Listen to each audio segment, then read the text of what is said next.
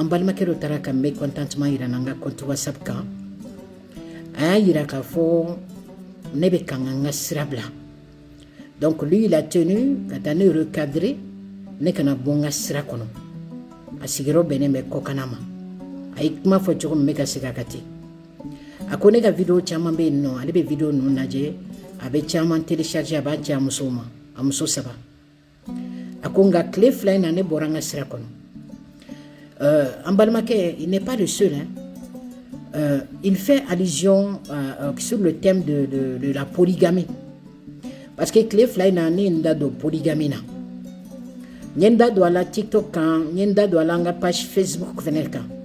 n ye an ka wajulikɛla dɔ interpellé k'a laɲini k'a fɛ n'o ye so ye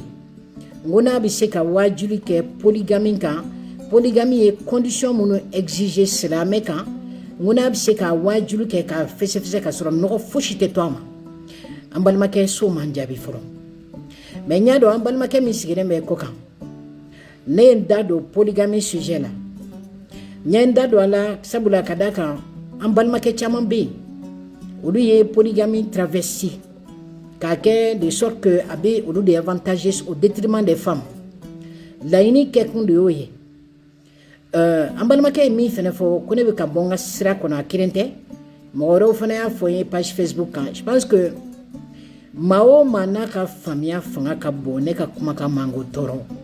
mɔgɔ o mɔgɔ parce que y a aussi des gens minnu fana nana ka na n remercier a sujet abordé na wa cɛw b'olu la fɛnɛ donc ne ye wagati jan kɛ yan ka an balimamusow interpeller pratique caman bɛ yen k'an balimamusow interpeller ka sabali prôner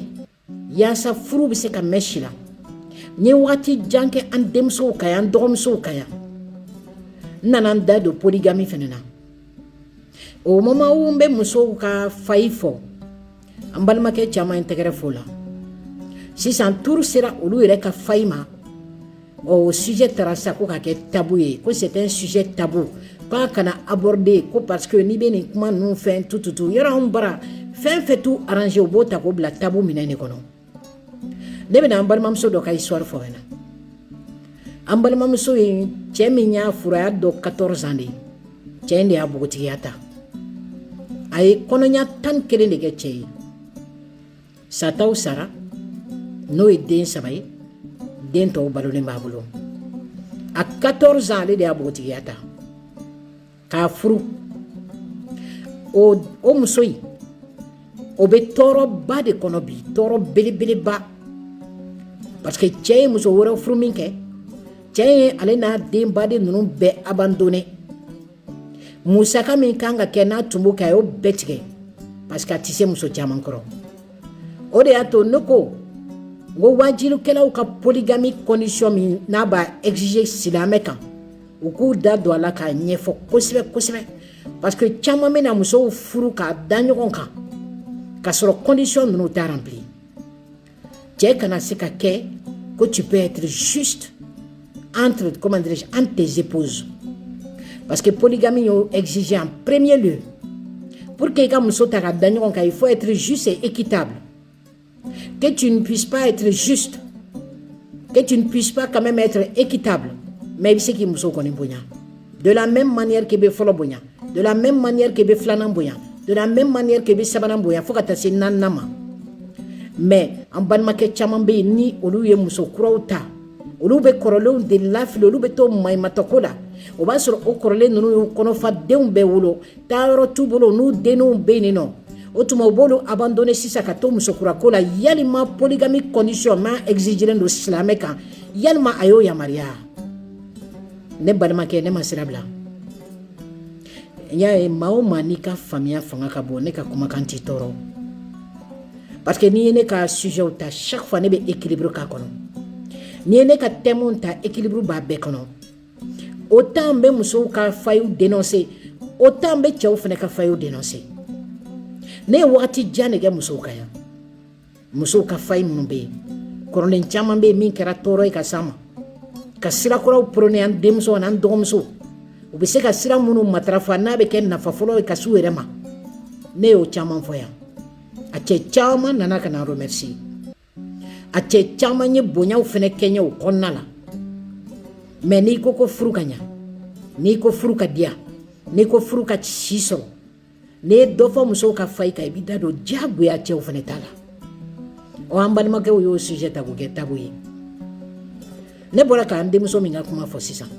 kɔnɔɲa 11 bi cɛ y'a abandonné a n'a denw a b'a kɛ cogo di taayɔrɔ jumɛn b'a bolo a n'a denw olu bɛ taa sigi faso la cogo di a y'a ka nin tanba in bɛɛ ta k'a bɛɛ sacrifier furu kelen min na bi o cɛ y'a abandonné o n'a ɲɔgɔnna caman parce que musow ka kaw bɛna fɔ ne ye a dɔw ka bon hakili ma a fɔra cɛ n'i ti s'a kɔrɔ i kana da ɲɔgɔn kan i m'a ye fɛn min bɛ k'anw ka société nagasi fɛn min bɛ k'anw tɔɔrɔ o ye hakɛ de ye hakɛ fanga ka bon société o société kɔnɔ o société yiriwa man di o lafiya man di o taa man di ɲɛ an bɛ ɲɔgɔn tɔɲɔ kojugu hakɛ dun ye fɛn ye hakɛ ye fɛn belebele de ye parce que hakɛ bɛ se barika la hakɛ bɛ se duwawu la n'i kɛra maa sugu o sugu ye quel que soit ton âge ton statut ta richesse que tu sois pauvre ou riche ni tɔɲɔli de ka di e ye ni hakɛ ko don o don k'a b'i ta k'i prêt ka tabu i la maa si tɛ se k'i bɔ a bolo ça c'est le karma est divin ne ye conseil caman kɛ ka lase n denkɛw ma yan ne ma bɔ n ka sira kɔnɔ n bɛ n ka sira kɔnɔ il faut être doué d'intelligence pour comprendre le sens de mon leadership il faut avoir un esprit ouvert être assez intelligent pour pouvoir lire entre les lignes parce que parfois je parle en parabole quelqu'un qui est limité qui n'a pas une certaine intelligence qui ne sait pas déchiffrer certains propos dont j'évite qui sont mis de côté, c'est-à-dire mis dans la tasse du tabou, que je prends quand même le courage à 2 mains, aborder ces sujets-là, dénoncer certaines pratiques dans notre société, malgré qu'il y a des risques parfois. Il faut être assez intelligent, moi, je ne suis pas uniquement pour les hommes, ni uniquement pour les femmes. Moi, je suis pour l'équilibre. Maintenant, les victimes de la polygamie traversée par certains de nos frères, parce que tu as fait une polygamie, mais quand même, même si c'est mission impossible d'être juste, parce que nul n'est Dieu. Dieu est Dieu, il est unique, flanantala. On est à la kadjononde, on a un défaut, on a un qualité. Mais à fokune, tu as un chaman bot tonyoli la fursokono. Parce que tonyo be musoka. Il y a beaucoup de femmes qui souffrent énormément dans leur foyer. L'injustice, l'abus, la violence, qu'elle soit verbale, qu'elle soit physique, a bébé da musoka fursokono. Fait mon fora depuis lawale. K'a fɔ ka don hakiliw kɔnɔ k'an ka taa muɲu furuso kɔnɔ c'est-à-dire on te prépare à aller souffrir on te prépare à aller endurer à aller supporter des injustices sans nom olu minnu fɔra k'o don an hakili kɔnɔ k'an ka so de ma ko n'an denw bɛ barika anw bɛ na k'o de défait bi k'a kinna de fɔ min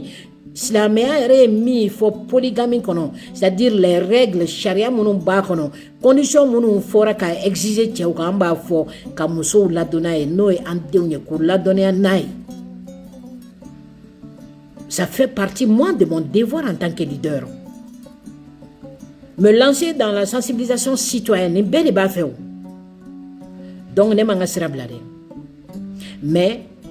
cɛ dɔw bɛ yen ce sont des dictateurs dans leur foyer o cɛw fana bɛ yen dictature de ka d'olu ye olu bɛ muso mara ni jɔnya de ye olu bɛ muso mara ni fanga de ye olu bɛ muso mara tɔɲɔ de kɔnɔ ka muso minɛ k'a bila soumission kɔnɔ soumission extrême et la femme même n'a pas droit au mot et la plupart de ces femmes ne sont pas épanouies an ko ko yɛlɛma ka don o de la en quoi ne ye n ka chemin bila sisan balimakɛ k'e bɛ taa ne recadrer toi tu es qui pour me recadrer et jɔn ye le réseau de bɛ mɔgɔw ɲɛdɔn ɲɔgɔn na ne bɛ yan ka sensibilisation kɛ maa hakilimaw ka se k'a faamuya minnu ka faamuya ma bon ka se k'olu bɔ dibi la salamu aleykum